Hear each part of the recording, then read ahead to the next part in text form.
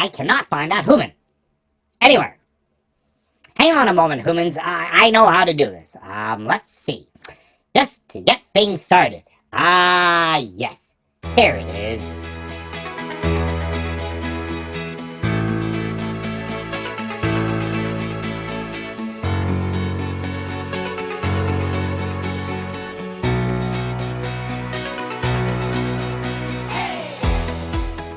Welcome to episode 11 of the Chronicles of Geek.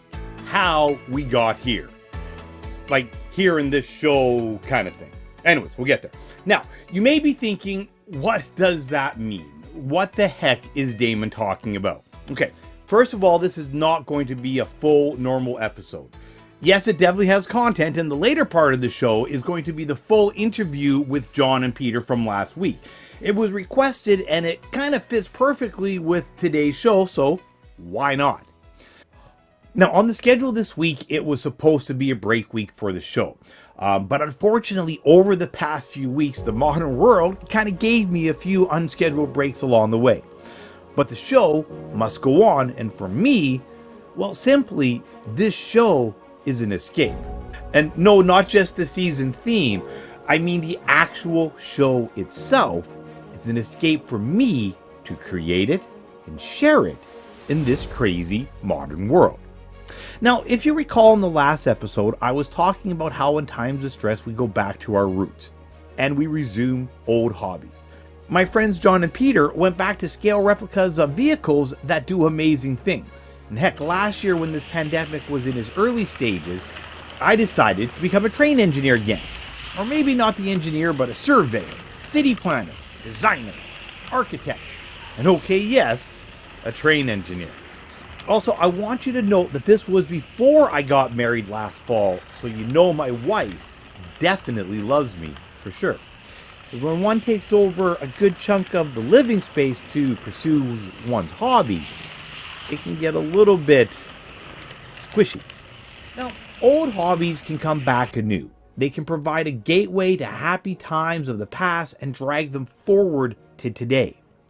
But even they can run their course, and a brain such as mine, needs to do something new. Or old new. So I found myself going back, way back, to when I was about 16 and someone gave me a video camera. And then a TV station. Hey, it was the early 90s on a Canadian military base, and it was a little bit of a different world.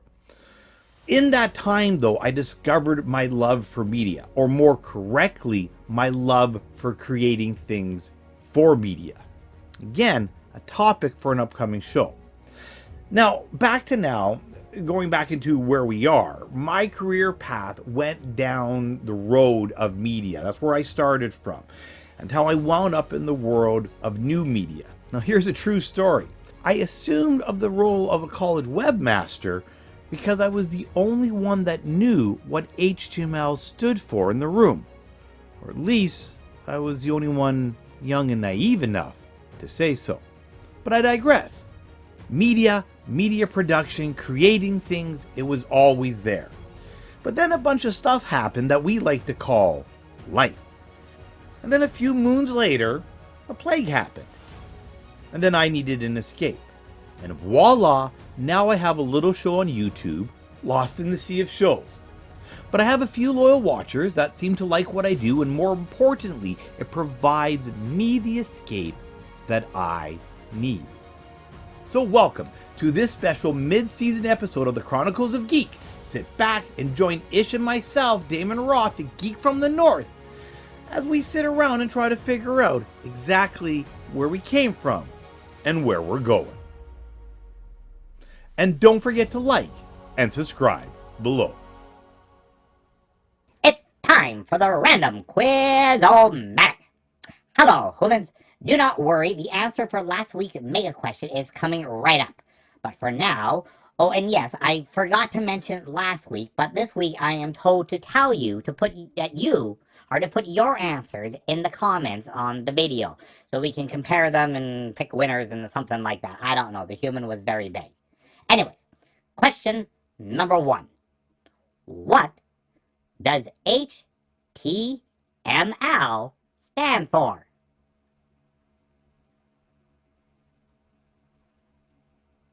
Question 2. Did you recognize the major transportation company in the train video? Oh, that video. Well, of course they would recognize it. It's Canadian, and they're buying train tracks all the way to Mexico. Silly human and his questions. All right, there is no flashback news this week. Next week we'll have another installment, but like I said, this week's episode is a little bit different. But if you remember last week, I said that I would tell you what my favorite fandom is. Oh, and a tease for our upcoming episode of Chronicles of Geek, episode 12. Next week, we're talking about fandoms. And basically, whether they're good, how they're bad, the dark, the light, all of it. But my fandom, my favorite fandom, for those of you who have not guessed yet, well, I'm not going to tell you quite yet. I'm going to read you a little excerpt from the original novelization.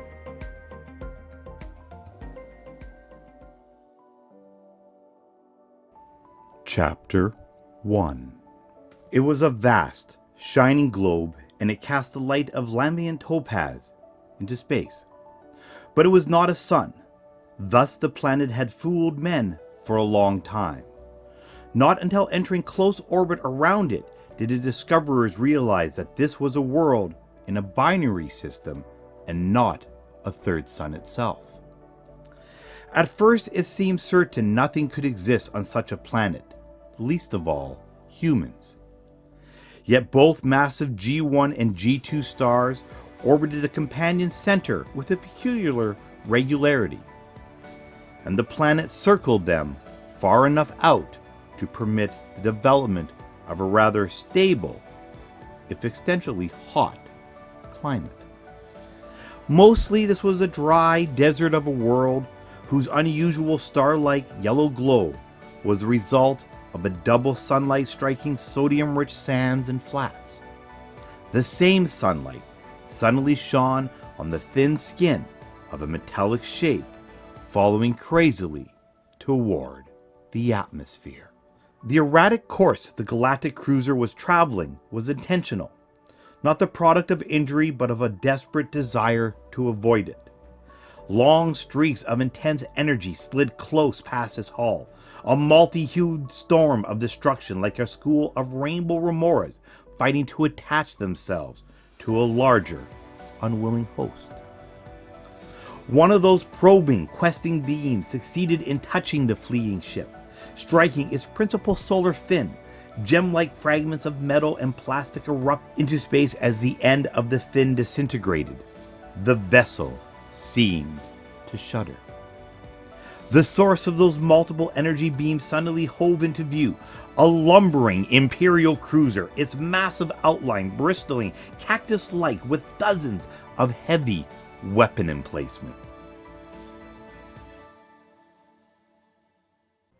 Alright, so without me actually revealing the names of a couple of characters that were mentioned there, were you able to get it?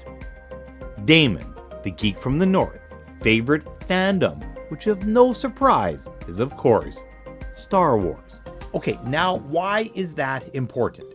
If you remember last week, I mentioned that I was going to start on a multi-week arc on a theory about the galaxy far, far away that many of us, like Yoda in his last century of rule, have lost in the cloud of a gray fog. And by the way, that's not an opinion, he literally says it to himself in the prequel. Alright, Star Wars. For me, it's my lifelong passion. So I need you to know a couple things. Now, if you're loyal to your fandom, you always insist on telling people your resume. It's kind of a thing. So mine. I have seen every Star Wars movie, yes, every single one, in theaters on the original release run. Yes, I'm that old. I have read every Legends book, and I am almost up to date on all the Disney timeline, the new canon stuff, the High Republic and the Thrawn series, all that good stuff.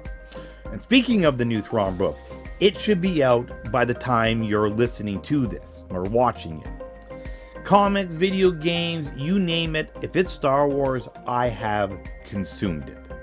When it comes to Star Wars, for my friends, I'm their lifeline. But enough Star Wars for now, because I'm going to promise you right now, though we'll be talking about Star Wars in upcoming episodes, it's only going to be in a way to illustrate the escape or the point of the episode as we work towards this theory, kind of like a little segment, so don't worry, it won't dominate everything. Like all good geeks and Uber fans, I just needed you to know. Rando, Quizomatic, question 3 for 5 points.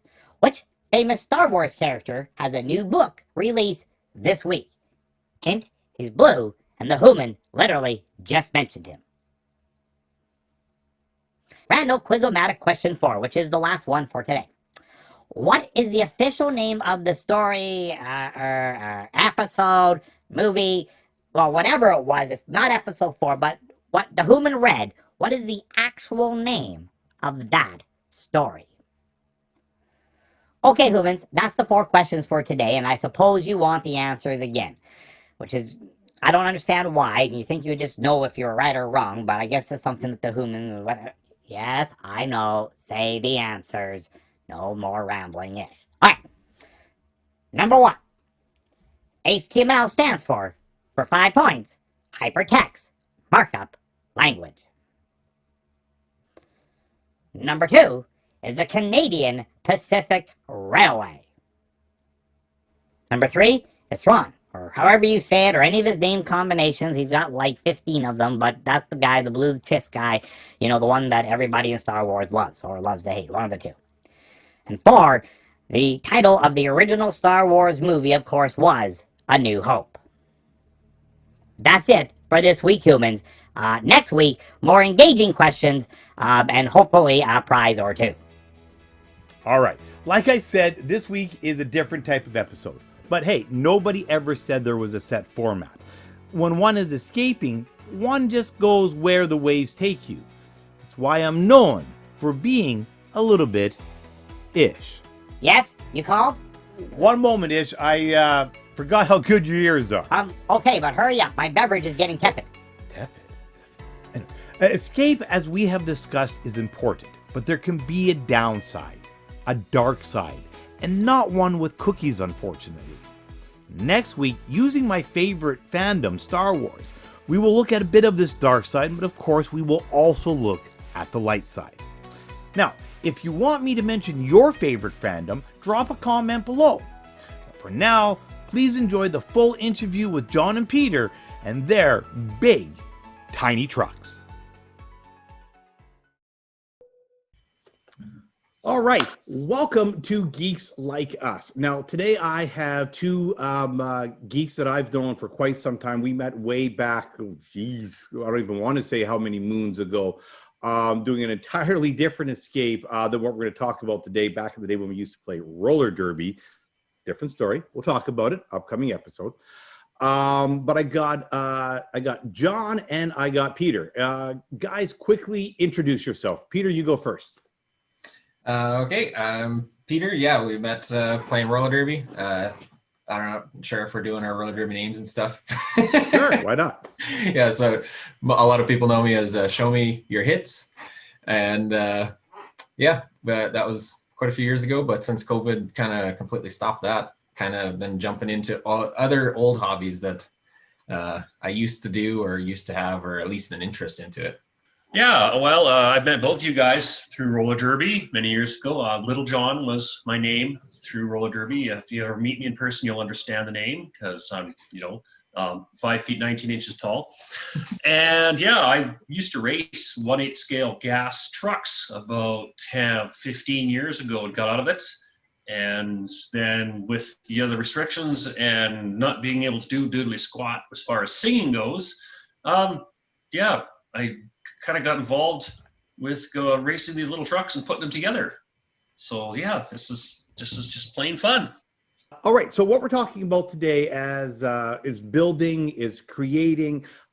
We've talked about art in the past. We've talked about music on previous episodes, but now we're talking about some hands-on creating stuff. So what these guys do is they basically, if I'm getting this wrong, but pretty much from parts, like as scratch as you can get without actually getting a 3D printer out and printing the silly things, build their own little scale model vehicles and then do a whole whack of fun things with them. That about right? Yeah, so some of them are like, actually this first cheap one here is it's a ready to run. So it actually was completely built. All I had to do was put some batteries in it and away I went. But I did also order some, we'll say, upgrade parts or some customization parts to make it perform a little bit better. Actually, both of us are actual journey person technicians in our real life, I guess. But so a little bit of a cheat there. I get it. Yeah. But yeah, it's something totally different, and it's super small. And yeah, when I started looking into this stuff, I love the little details of, like, so there's people out there that are absolutely pure artists, but not with well, some of them use a paintbrush, but just making them look exactly like their one-off replicas or something completely cool and custom, all on their own, I guess. And 3D printing is a huge part of it, actually, because you can get just the kit, but then there's endless 3D printing options to get tiny little scale gas cans and jacks, and people do full garages and stuff. It's super cool. John, you were talking about just a couple minutes ago, you started with gas powered ones. The one you do now, is it electric or? It is electric now, yes. From my perspective, I don't mind the gas ones, but they're it's really finicky. You got to be good at it, and you have spend lots of time playing with it, and you got to do it all the time. The electric ones, have an appeal to me because you grab the battery, you plug it in, and go. That's it. There's no mucking around with it. The fuel is unstable. You had to keep it in a can, and if you let it sit too long, it would just go bad, and you couldn't even dump it down the drain. Well, you can put it in the fire, but yeah, that's not such a good thing. Yeah, my kit that I run, I bought one. It wasn't ready to run like Peter's. Mine was it's a kit version of the same company, and it came with a bunch of metal upgrade parts already, so that it was a little more durable and handled a little bit differently. And then I've put a few little pieces into it here and there just to, make it, I guess, more fun to drive. Doesn't go a whole lot faster, but it's a whole lot of fun to drive. Nice. And hopefully it doesn't break down very much. Well, yeah, that's never fun. Okay, so quickly, and without any too much detail, we'd never know who's listening. How much, if somebody wanted to do something like this, how much would this put them in the hole? So I would say, I guess that's part of the draw of these smaller scale rigs is if you're looking around and you shop around on some of the like Amazon, Banggood, AliExpress, all those kinds of sites, you can sometimes find them with shipping. This one right here cost me like $108. And that was with softer tires and some metal drive shafts. And so far it's doing great. It's doing way better than I expected it to. But the one at the back over there, that one is like $500 and it's used. So I seen one actually on Facebook Marketplace. It's one of these other bigger brand ones. It's a bigger scale with all the upgrade parts and stuff. And I think he's asking $1,500 because he spent $3,000 on it. And that's way more than I want to ever dive into it. I was walking through the local hobby store the other day and just looking up on the shelf to see what was there, and I was like going, all right, yeah, that's those are there's surprises. 2 mortgage payments. With some of them, yeah, but I mean, just looking at them, they're incredibly detailed. Now, John, you've told me yours can climb things. Yes. Well, they're both of them. Peter and I have similar. They start out as rock crawlers. The idea is the whole purpose of rock crawling isn't just to see how fast you can go and how big the jumps are. It's to see if you can climb over an object that's the same size as the vehicle or even bigger.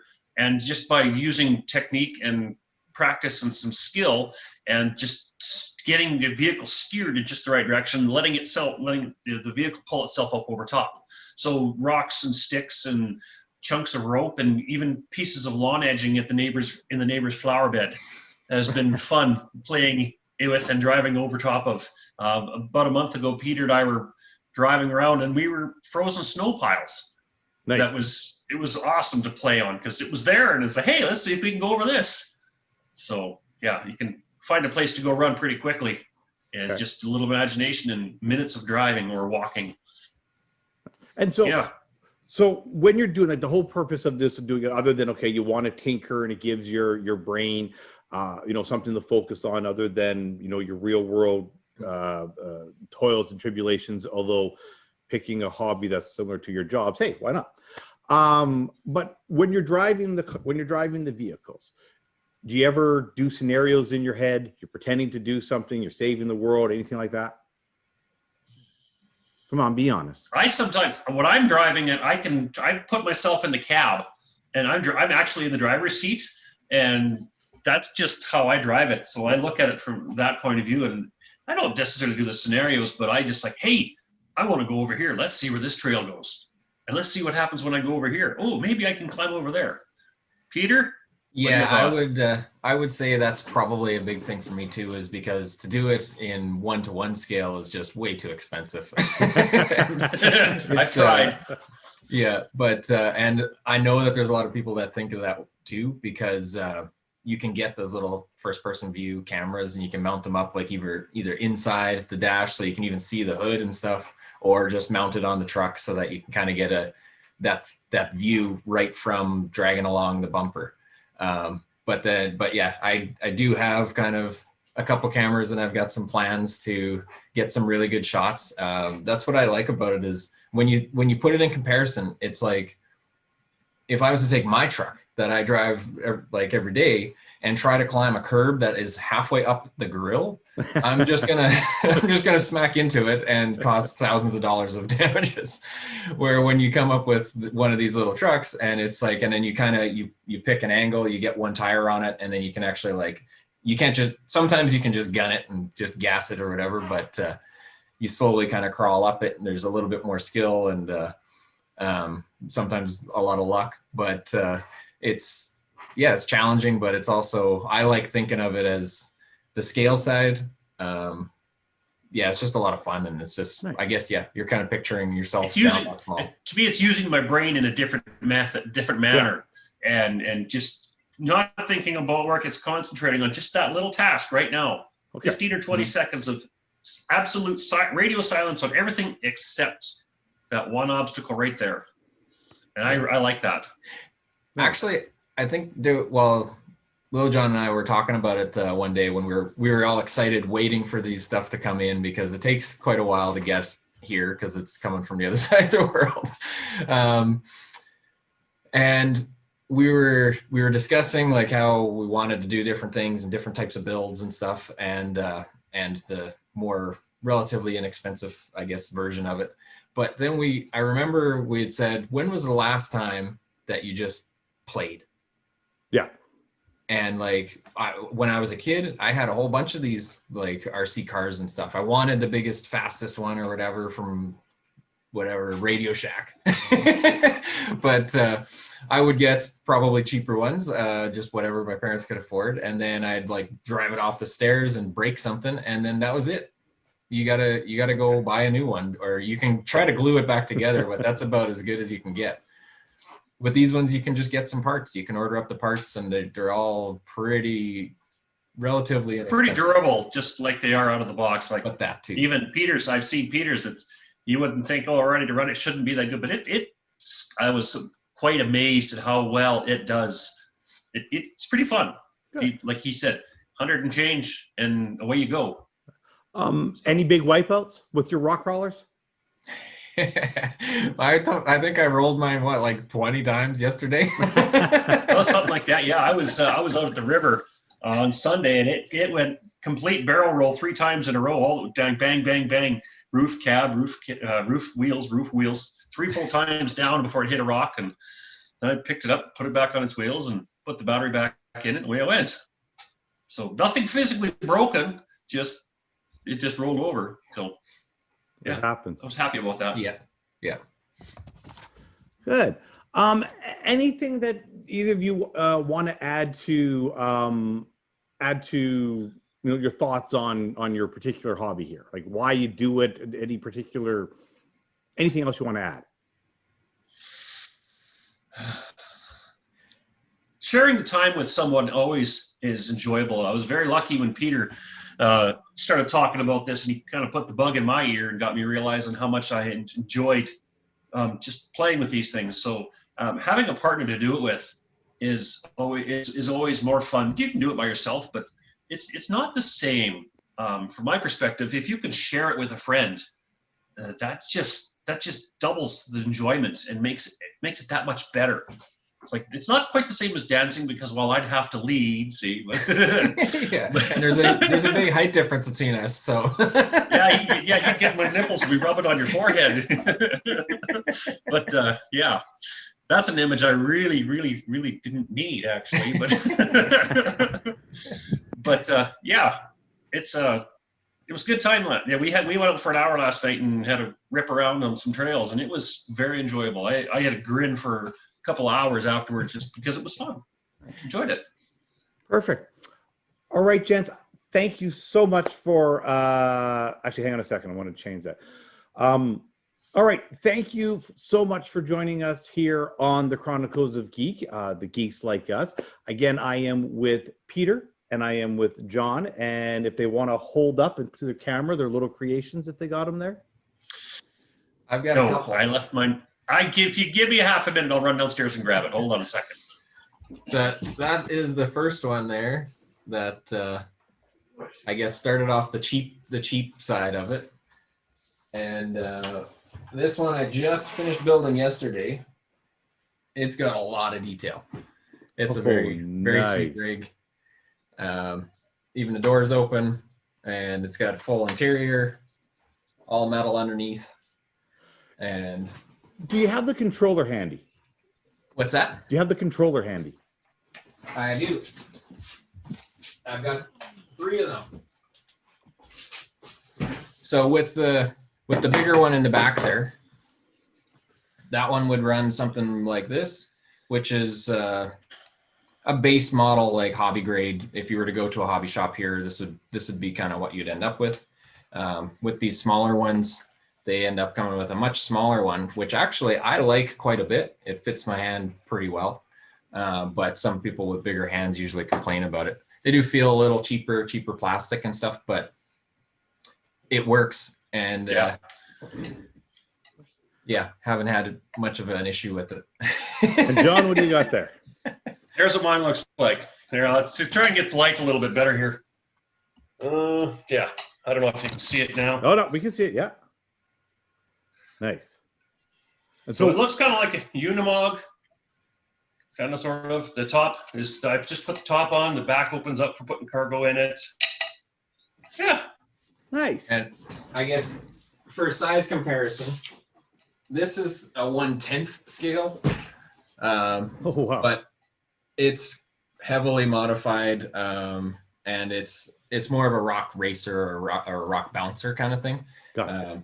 Once I break some components, I'm probably going to make it more of a crawler, a dedicated crawler, than something that could actually race around and hit some jumps and fair enough. Like that. You notice he didn't say if he breaks some components. He said when. I think that was a given from an earlier part of our conversation. Yeah, I think so. Yes. But again, thank you for joining us here on the Chronicles of Geek, and I hope you all have a great night and keep on climbing, racing, whatever the appropriate term is, and break an axle. Alrighty. Until next time, I'm Damon Roth here, escaping with you on the Chronicles of Geek on the Geek News Now networks. Now, don't forget to subscribe and like below. And as always, my friends, stay safe, stay brave, and most of all, stay geeky.